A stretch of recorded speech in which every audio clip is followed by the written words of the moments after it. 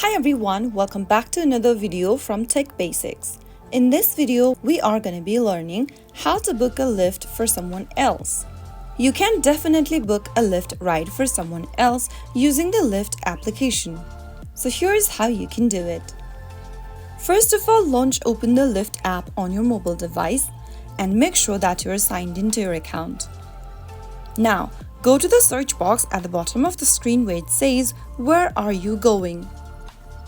Simply tap on the box and then, right where it says Start, type in the address information for the person you are trying to book the ride for. For example, let's say they are living in a certain location and they are far away from you. You can simply enter their location by typing it down in the search box at the Start option. Once you are done typing in the location for the person, you can now enter their destination. Type down the destination manually and then it'll show you a list of options you can choose from. In order to complete your ride, tap on one of the rider options from the list displayed on the screen, and after you are done, click on the select button at the bottom, or the options will change according to your selection.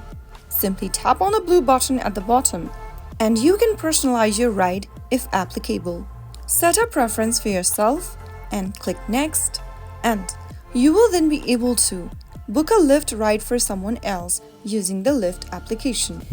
Once you are done with booking the ride, both you and the rider will receive notification about the ride status, including driver information and car details.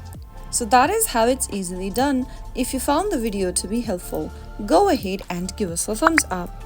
Don't forget to subscribe to our channel by hitting the subscribe button.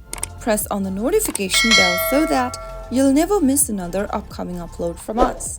I will be back again in the next episode. Thank you for watching.